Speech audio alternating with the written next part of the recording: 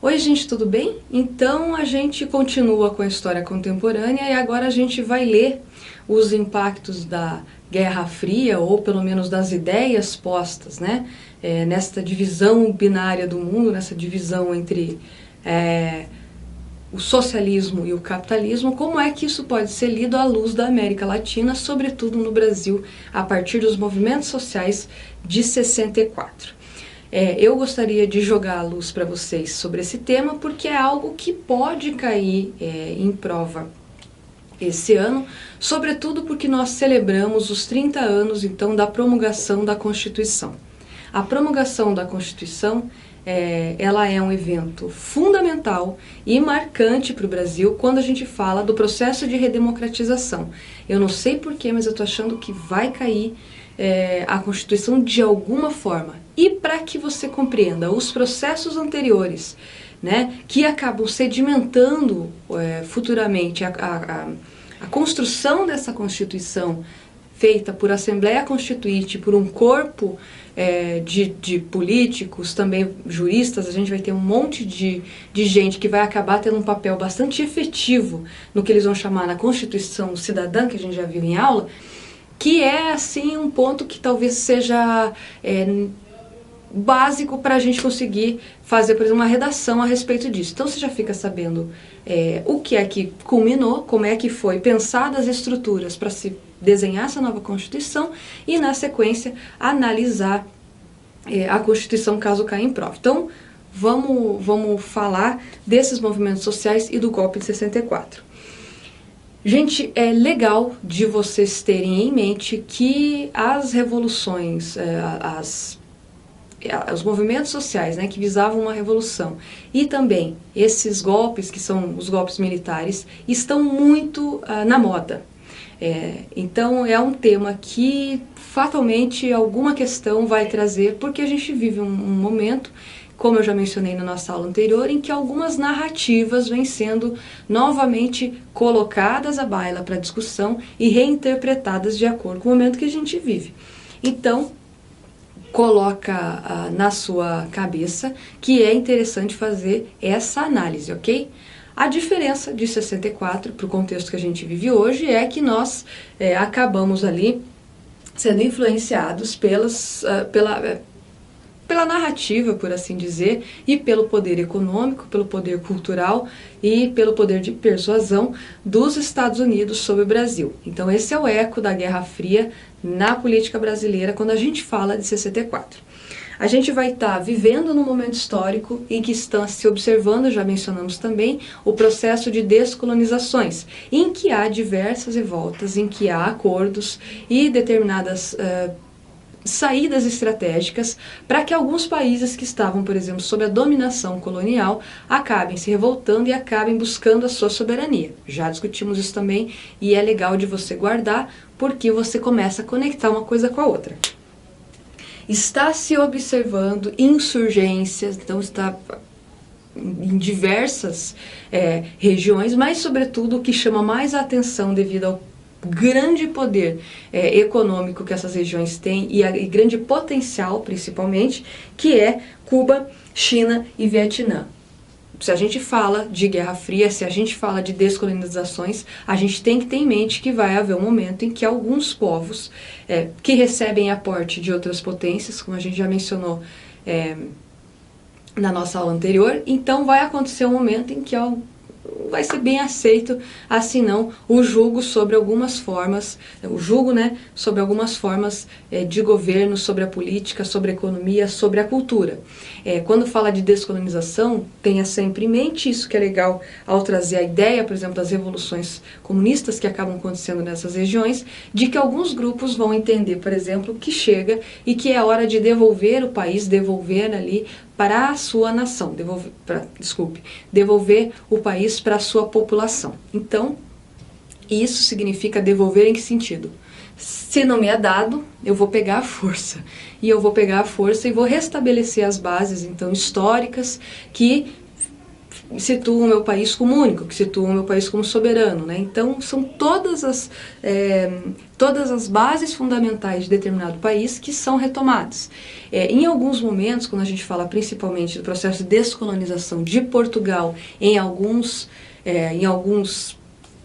como por exemplo, vamos pegar Angola, por exemplo, se a gente for mencionar, há ainda um laço muito forte do colonizador sobre a cultura, sobre as instituições burocráticas, etc. Mas é interessante saber que há essas rupturas são feitas às vezes de forma não pacífica e que muitas vezes tem a ideia ali de romper com processos de dominação reinterpretados a partir de um poder econômico dominante, que é o caso, se a gente for mencionar aqui, quando a gente tem esse processo, no caso de Cuba, no caso da China e do Vietnã. A China, a gente vai ter uma aula sobre a Revolução Cultural.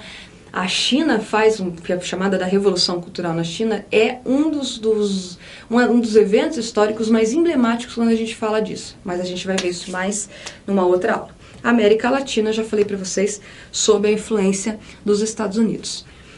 Essa imagem aqui, esse compilado, vai trazer, aqui é um estudante apanhando da polícia no meio da rua, aqui é o Vladimir Herzog, né, que eu já vou dizer quem é, aqui a gente tem a polícia, a gente tem as pessoas todas aqui em protesto, e aqui abaixo a ditadura. O que você precisa analisar e ter condições para analisar desse processo é quais foram essas medidas, então, que acabaram por cercear a liberdade de imprensa, a liberdade das pessoas se manifestarem. Também é muito marcada a concentração do poder na mão dos militares, o que acaba inviabiliza ali nesse período que as discussões sejam colocadas a público, que as discussões sejam abertas, que os partidos políticos possam também apresentar suas diferentes narrativas a respeito do que é o poder, do que é a governança, etc., o que o governo pode ou o governo pode não fazer, como é que os municípios se situam. E a gente tem um Estado em que muita gente vem defendendo a volta desse Estado pela disciplina, pela ordem, na égide ali dos militares.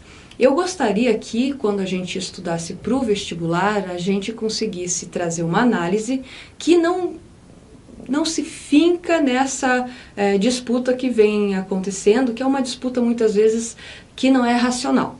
A gente vê discussões muito apaixonadas e paixão não combina tanto assim com política. A gente precisa analisar os fatos em relação àquilo que realmente aconteceu. Então, quando a gente percebe, por exemplo, pessoas pedindo a volta da ditadura, é interessante observar o que é que eles estão pedindo, qual é a tônica dessas mensagens. Essa é uma análise que dá para você fazer para que a gente tenha a possibilidade de inferir sobre aquilo. O que é fato é que esse período foi muito marcado pela violência. Então, algo que chama a atenção para que depois, por exemplo, seja necessária uma Constituição que vise coibir o Estado de praticar tais atos e que o Estado possa sim ser punido. Guarde isso, porque isso é algo que pode ser um objeto de estudo na sua questão, tá? Aqui a gente tem todos aqueles que se opunham, então, a esse regime militar, como eu mencionei para vocês, ali sofrendo as represálias que estavam postas na Constituição. Em todo estado de exceção, a polícia, o alto escalão militar, ele pode inferir sobre a liberdade dos sujeitos para se manter a ordem. Inferir sobre a liberdade dos sujeitos significa que os sujeitos têm que pensar exatamente como está colocado, por exemplo, num plano de governo. Não há possibilidade de você questionar. A corrupção não é divulgada. Por exemplo, os abusos cometidos contra mulheres, contra crianças, crimes de tortura não podem ser relatados. E outros fatores que nos remontam, vocês lembram quando a gente falou dos regimes totalitários, aquelas características que acabam por cercear a liberdade do sujeito, fazendo com que as pessoas vivam e sejam governadas pelo medo. Um autor que eu gosto muito chama George Agamben, e ele vai falar que existem diferentes formas de governo e diferentes características de governo, sobretudo analisando a figura daquele que está no comando, do soberano. Quando a gente fala de regimes totalitários muito marcados pelo poder bélico, pode ter certeza que é governado a partir ali de uma mão de ferro, governada a partir da ideia da autoridade, e diante do declínio da autoridade, que eu falo não concordo, é a morte. Não existe meio termo, não existe discussão. Um mundo pautado por uma determinada ordem, nesse sentido, ela não admite a diversidade, não admite a discordância. Para todos os autores que vão questionar por que isso não é aceitável numa democracia, ou e por que isso não é aceitável na humanidade, é porque a humanidade é feita de diversidades, né? Compreenda a diversidade como milhares de pessoas, milhares de ideias, com milhares de necessidades diferentes. E quando a gente fala de milhares de ideias, as ideias fatalmente colidem. E é óbvio que as pessoas não vão concordar de tomar porrada, ficarem quietas, as universidades fechadas, os currículos sendo alterados. É evidente que isso não vai ser aceito, né? A gente avançou bastante na nossa história, isso dá desde o século, vamos pegar desde o século XV, XVI e XVII, na nossa racionalidade, para que a gente chegue num estágio em que todos abaixem a cabeça e concordem tacitamente com o que está sendo colocado, né? Os abusos cometidos, por exemplo, a imagem do Herzog é bastante emblemática. Recentemente a gente teve uma polêmica envolvendo de novo o nome do Herzog, então sempre é interessante, caso caia, às vezes algumas figuras, ele realmente se torna um símbolo desses abusos, que é essa fotografia que ele aparece aqui enforcado na sua cela. O Herzog era um jornalista muito combativo que acabava denunciando e se colocando muito frontalmente contra a ditadura militar, principalmente os crimes de corrupção, tortura, que eram tratados ali, eram censurados, por assim dizer. Os jornais não podiam colocar tudo aquilo que queriam, porque senão era invasão dentro do jornal, quebrava tudo, as pessoas eram perseguidas, não conseguiam emprego, e tinha então que algumas formas de você comunicar alguns temas.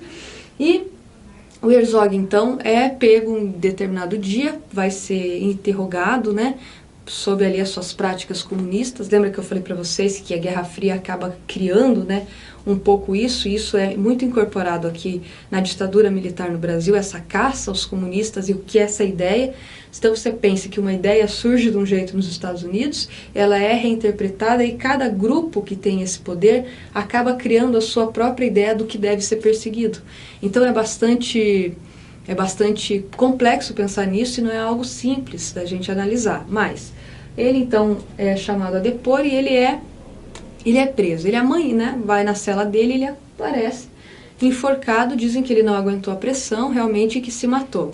Contudo, anos depois foi concluído, porque, claro, os crimes durante a ditadura militar não eram levados a cabo, os crimes cometidos principalmente ali nos porões da ditadura, né, como se costuma associar, alguns autores costumam se referir, porões porque eram escondidos, muitos anos depois que vão ser analisados, que vão ser inclusive punidos, porque até então isso não acontecia, né? Você não podia nem falar que havia crime, porque estava se mantendo a ordem. Então foi constatado que ele foi morto e colocaram ele penduradinho ali como se ele tivesse se matado. A forma do corpo, fizeram toda uma determinada, né, fizeram uma análise para observar como é que foi a morte. Então a gente está falando de um processo marcado por mentira, pela violência, por algo que é oculto, mas ainda assim você não podia abrir a sua boca, senão você ia sofrer as sanções previstas pelo Estado, já que o Estado está sob a égide de uma junta militar, que infere sobre tudo. Sobre tudo é sobre tudo, gente. Legislativo, executivo, judiciário, tá? Então, só para, já falei um pouquinho para vocês, a gente vai ter o golpe de 64, que é centrado na figura do João Goulart, que numa leitura recente e algumas leituras feitas, principalmente na obra do autor Hélio Gaspari, para quem gosta, né, de quem que tem vontade de conhecer, vai justamente ali trazer uma discussão a respeito de quais eram as relações do João Goulart com Cuba e com outros países socialistas. Então, o Jango, ele é extirpado, ele é, como diz o Luiz Fernando Veríssimo, no termo, ele é defenestrado do governo, né, ele é destituído do seu poder, num processo que se assemelha, num processo que vai trazer semelhanças, né, da interpretação das leis e da interpretação da justiça para destituí-lo do seu cargo, ainda que nenhum crime havia sido cometido, mas a suspeição de algumas coisas acaba por fazer com que ele seja... que ele perca o poder. A gente vai ver que ele é exilado depois e de repente, num belo dia, ele desaparece, ele morre e ninguém sabe como. A gente vai falar disso mais futuramente quando a gente falar de 68, e isso é só para vocês saberem desses pontos durante esse período. A gente tem a União Nacional dos Estudantes fechada. É interessante você guardar isso, mas só como tópico para você saber que acontece no mesmo contexto. E a instituição o ato institucional número 5, que é considerado aí um dos atos efetivos, então, do poder militar, mais violentos que a gente tem e mais cerceador de liberdades da história do Brasil. E aqui tem o atentado do Rio Centro, que é algo que eu vou falar também em 68. Hoje era só esses tópicos, esses atentados e esses movimentos. Eu estou preparando uma aula especial para que vocês consigam se conectar, porque 68, eu não sei, eu gosto desses números, 68 e 2018, pode ser que a gente... Eu não sei, eu quero trazer um panorama para vocês, porque eu não sei, eu acho que esse ano a gente vai ter alguma questão de 68, eu gostaria de preparar um material mais afinado sobre isso, trazendo também alguns, esses pontos que a gente deixou para analisar depois. Aqui tem a música do Chico Buarque, que junto com o Caetano Veloso, o próprio Gilberto Gil, o Geraldo Vandré, eles vão ser artistas que vão se posicionar totalmente contra a ditadura militar e no campo cultural vão enfrentar a censura de uma maneira bastante criativa. As letras das músicas do Chico eram as que melhor conseguiam burlar a censura, porque elas se assemelhavam às vezes à música romântica. Essa aqui é bem gostosa, se você puder ouvir, às vezes cai na prova um trechinho assim, então se você puder dar uma olhadinha, você vai gostar muito, que parece uma música de alguém que é meio ruim, assim, de uma mulher que é meio brava, ou um homem que é meio bravo, e aí, apesar de você, amanhã vai ser melhor e tal, hoje você é quem manda, falta falado, só que essa música é um verdadeiro hino contra a ditadura militar. Por quê? Porque fala assim, apesar de você quem está aí no poder, né, hoje você quem manda, falou, tá falado, não tem discussão, só que amanhã há de ser outro dia, você vai se dar mal e tal. Então ouça essa música pensando que ele tinha que escrever contra o regime militar e não podia escrever tudo que ele queria, porque se ele fizesse isso, com certeza ia ser chamado a depor, ia ser torturado. Então era preciso encontrar diferentes formas. Tem uma música muito legal que é Cálice, que ele canta com Milton Nascimento, e à medida que eles vão cantando Cálice, virou até uma metáfora isso, assim, uma metalinguística, né? À medida que eles estão no palco cantando Cálice, o microfone vai sumindo. Então no teatro, cálice, daí, e a música parece que se fala de um cálice, de beber, mas na verdade é sobre cálice, sobre se calar. Bem legal, se você se interessa, você vai gostar muito de ver como as músicas acabavam usando assim estratégias para poder comunicar o que eles queriam. Temos que falar da ditadura, do processo de censura nas artes, teatros, né? Os teatros eram invadidos com peças consideradas subversivas, artistas que faziam filmes, por exemplo, esses filmes, por isso que eu quero trazer umas discussões para depois de 68, para a gente ver como é que esses movimentos se configuraram no Brasil e o que eles têm de leitura para a gente conseguir analisar a política contemporânea. Tem muitos desses movimentos, por exemplo, tem grupos de teatro que nascem nesse período, tem muitas obras literárias que acabavam criticando, mas aí por meio da literatura. Então é um período muito rico, em que a própria supressão dos direitos fez ali com que os artistas e alguns membros da sociedade civil, os próprios estudantes, criassem outras formas aí de mostrar sua revolta, né? E tinha que ser muito criativo. Aqui eu já acabei falando, mas é só para vocês saberem. A gente vai ter diversos movimentos sociais que vão acabar surgindo e que perduram. A gente vai ter a luta armada, sim, porque a gente está no momento do Brasil em que foi preciso uma configuração que acaba se baseando em alguns modos, por exemplo, da Revolução Cubana, que é um grupo de pessoas acaba se retirando para uma região muito no meio do mato, e aí fundam ali uma comunidade, e essa comunidade tem os ideais de derrubar os governos militares. Alguns autores assim que criticam, né, a ingenuidade desses movimentos vão falar que eles eram ali meio bobinhos, ali que os militares de nada tinham de bobos e que percebiam essas movimentações. Você pense, tem uma cidadezinha bem pequenininha lá, vamos pegar uma cidadezinha pequenininha e vamos juntar um grande grupo de pessoas. Essas pessoas vão lá para uma região afastada. De repente essa cidade começa a se movimentar. É uma pasmanceira, uma vida tranquila. De repente a cidade começa. Vocês acham que isso não vai chamar atenção? Então eles acabam jogando luz para como é que esses movimentos se organizavam e qual a potência deles, né? A gente vai ter luta armada, como por exemplo, sequestro de embaixadores, ou você liberta um preso político daqui e a gente liberta o embaixador dali. Então tem o filme O Que é Isso, Companheiro, né, que é baseado na obra do Fernando Gabeira, pode te dar uma luz para você ver como é que eram essas barganhas. O que mais que é legal de você saber? As músicas de protesto marcam muito. Em prova, já vi mais de uma vez trechinho da música, e aí a referência assim, essa música diz respeito a tal período.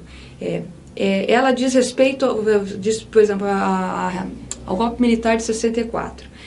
Na música, Milton Nascimento apresenta, por exemplo, as características do cerceamento da liberdade da imprensa. Quais os elementos que podem ser identificados? Então, às vezes, numa questão de música, eles podem trazer esse tipo de ponto para você. Então, traz a música, que é uma expressão artística, relaciona a um fato histórico e você verifica os elementos utilizados pelo artista, por exemplo, de esconder a sua denúncia ali. Ele está... esconder não, de deixar ela subliminar. Eu estou denunciando, mas eu não estou fatalmente indo contra você. Isso foi muito utilizado no Brasil. Chega um determinado momento que a gente vai ter muitos festivais de música. Então começa a se reunir, a Record era muito famosa por esses festivais.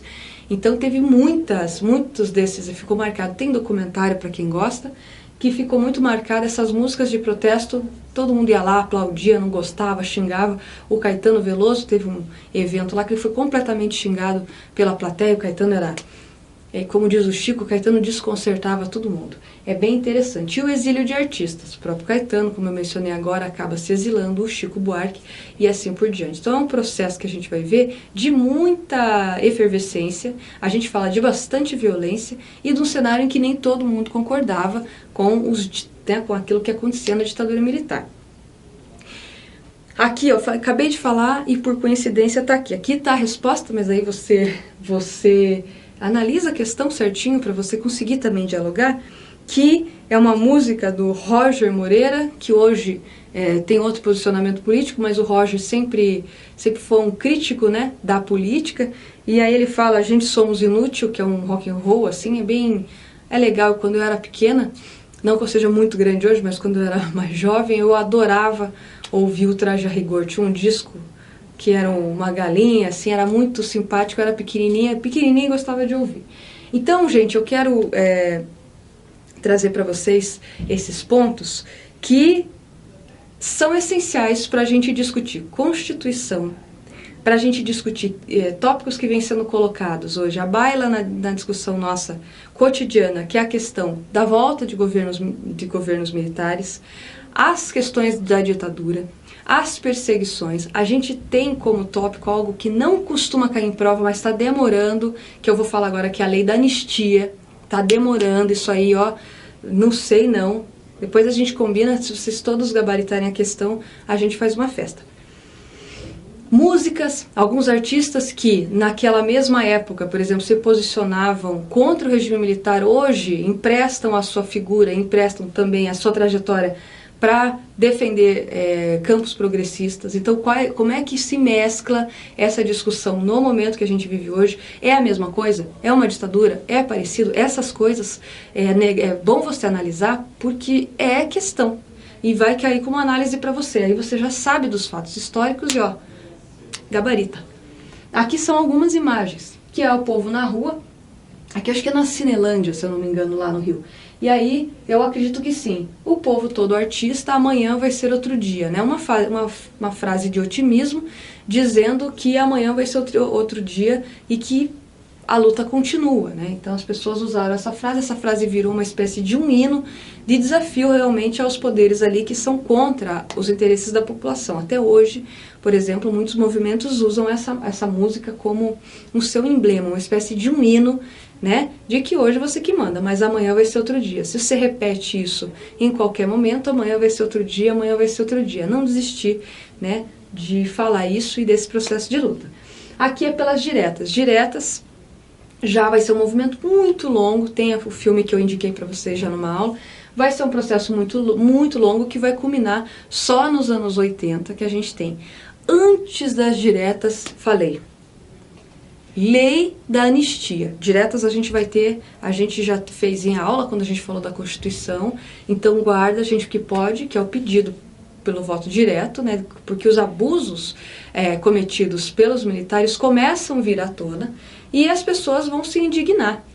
Não só porque muita gente vem morrendo, porque a gente tem muitos desaparecidos políticos, mas como há controvérsias de que era um oásis a economia, por exemplo, do país. Então, tem essas discussões que acabam fazendo com que a população se revolte e que não seja mais aceito isso, né? E também vai ser jogada luz ali para quem está por trás do interesse de manter aí o Brasil dominado por governos militares. Esses interesses, como fica comprovado, são para se manter uma determinada ordem e uma hegemonia, sobretudo econômica e política no Brasil, subsidiada ali, capitaneada pelos Estados Unidos. Isso é um fato histórico, não estou inventando aqui, não me xinguem, porque isso é facilmente comprovado.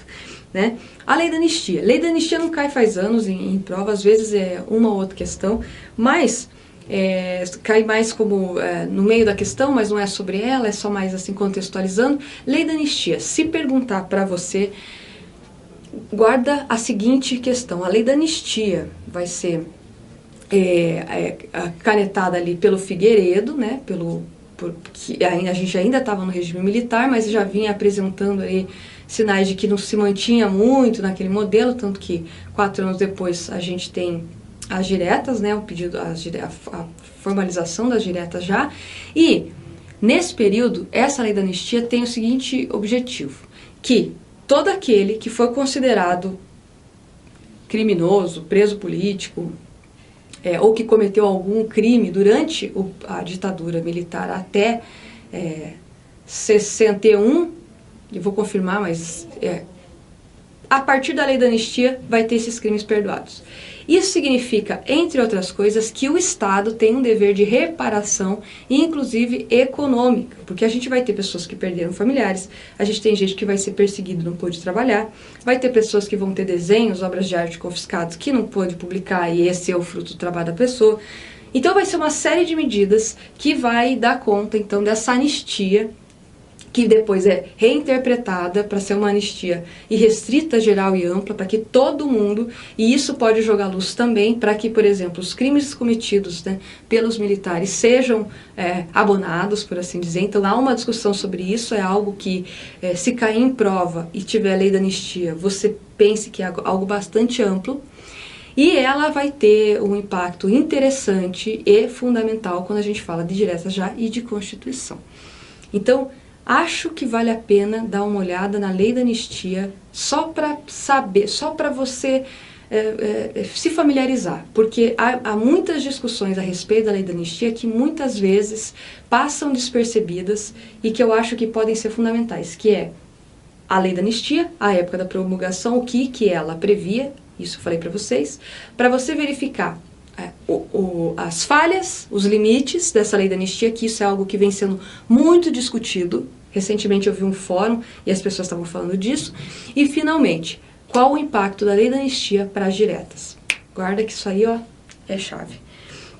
E para fechar, caso você se interesse, esse aqui fala do Frei Beto, né, que é baseado na obra do Frei Beto, que chama Batismo de Sangue, que é um filme que vai falar sobre os bastidores aí da ditadura militar, no que se refere à tortura, no que se refere à formação de grupos ali de luta armada que vão se opor a esse regime, como é que se dão essas relações, quem eram os líderes, como é que o que inspirava esses grupos, como eles se formavam e num processo antagônico, como é que era feita a reação a esses grupos organizados, então, de discordância do regime militar.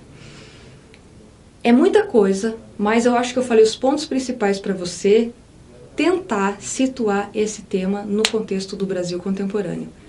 Tenta pensar por esse lado, tenta fazer uma análise reflexiva e comenta ali o que você quiser, que a gente está para trocar, para compartilhar ideia e para somar. Um abração e até a próxima aula.